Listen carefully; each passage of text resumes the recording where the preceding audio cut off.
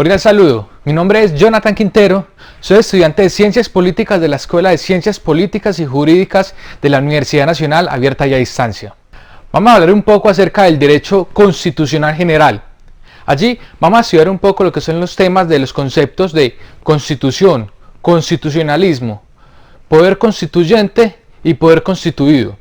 El derecho constitucional general es una de las vertientes del derecho público, el cual se encarga de estudiar, analizar y controlar todas las leyes fundamentales de un Estado, apoyándose en la Constitución. La Constitución política es un documento jurídico, político, el cual está legitimado por el poder constituyente primario, donde se fundamenta todo el ordenamiento político, jurídico, administrativo, organizacional y económico de un Estado. La Constitución política se posiciona como una norma suprema que agrupa todo el compendio normativo para la regulación, creación y control de todos los poderes constituidos del Estado. Los poderes constituidos del Estado son el Poder Ejecutivo, el Poder Judicial y el Poder Legislativo. La Constitución política pone límites a estos poderes para que estos estén en función de la ciudadanía y promueva y defienda los derechos fundamentales. Dentro del estudio de Derecho Constitucional hemos aprendido varios conceptos, lo que es la Constitución, que ya la acabamos de mencionar, y vamos a aprender lo que es el tema de constitucionalismo, el poder constituyente y el poder constituido. Vamos a hablar del constitucionalismo. Es un documento político que tiene como finalidad la creación de un documento jurídico, el cual va a dictar normas que va a controlar los poderes del Estado para que éste garantice los derechos fundamentales de las personas. En conclusión, el constitucionalismo es la base teórica y filosófica para la creación de una constitución política. El poder constituyente es la facultad y la voluntad emanada del poder popular, el cual lo reviste un alto grado de legitimidad, permitiéndole crear, modificar y establecer normas y leyes de carácter social, político y económico, el cual va a crear una nueva constitución y crear un nuevo Estado o gobierno respetando los derechos fundamentales de las personas. El poder constituyente tiene dos concentraciones importantes, el poder constituyente primario y el poder constituyente derivado. El poder constituyente primario es el poder emanado de la voluntad popular, el cual le permite crear, modificar y establecer normas para un nuevo ordenamiento jurídico, para crear un nuevo Estado y un nuevo documento que en este caso será llamado la Carta Magna o Constitución Política. El poder constituyente derivado es un poder derivado, como lo dice su palabra, y legitimado del poder constituyente primario. Este tiene unos límites de orden jurídico, el cual no le permite hacer ninguna modificación o reestructuración a la Constitución política, ya que este es un poder que es limitado por el poder constituyente primario.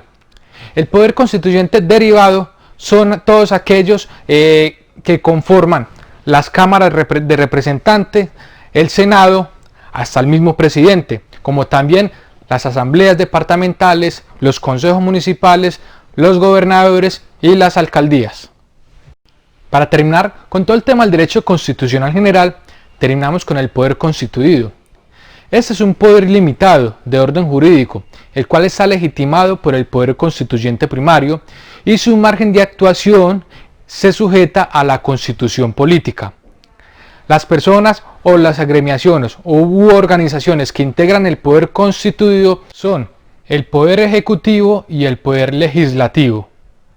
Este poder no puede ejercer la función de creación, modificación o reestructuración a la Constitución, ya que carece de la legitimidad del poder constituyente primario, o sea, la legitimidad que le da el pueblo. Por ende, la función vital del poder constituido es derivado de la función del primer constituyente, que es el pueblo, quien da la facultad a través de un voto popular para que represente los ideales y los pensamientos del pueblo. Pero para hacer una modificación a la Constitución se debe consultar al pueblo. Por eso la Constitución Política de 1991 establece que es el pueblo quien tiene el poder para modificar y actuar sobre la constitución política. Continuando con el tema del derecho constitucional general, vamos a adentrarnos a un caso en especial de contexto constitucional. Vamos al caso de Colombia. Para poder entender un poco el tema del caso constitucional de Colombia, debemos adentrarnos a la historia. Colombia, desde su promulgación del Grito de Independencia en 1810 hasta 1991, han pasado por lo menos 10 constituciones, los cuales han dado forma a una transición política y constitucional en todo este largo de la historia de Colombia. Y continuando con el contexto histórico de las constituciones, vamos a mencionar las 9 primeras constituciones que se implementaron a lo largo de la historia antes de llegar a la de 1991. Empezamos con la de 1810, que fue la Constitución del Socorro; 1811, la Constitución de Federación de Provincias Unidas de Nueva Granada; 1821, la Constitución de Cúcuta; 1832, que fue la Constitución de Neogranadina; y 1843, la Constitución de República de Nueva Granada; 1853, la Constitución de Nueva Granada; 1858, la Constitución Política de la Confederación Granadina; 1863, la Constitución Política de Estados Unidos de Colombia; y la Constitución de 1886, ya conformada la Constitución Política de la República de Colombia. Y ya por último mencionaremos la Constitución Política de 1991, en la cual está vigente en nuestra actualidad. La Constitución Política de 1886 dio unos pasos importantes para que el sistema político que estaba implementado en los Estados Unidos de Colombia como Estados Confederados pasara a un Estado republicano.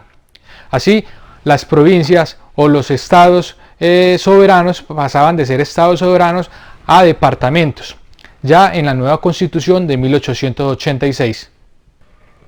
La Constitución de 1886 dio unas facultades amplias al presidente, extendió el periodo presidencial a 6 años y también limitó las acciones del legislativo y fortaleció el ejecutivo, como también fortaleció y centralizó el Ejército Nacional y estableció la religión católica como elemento fundamental del Estado.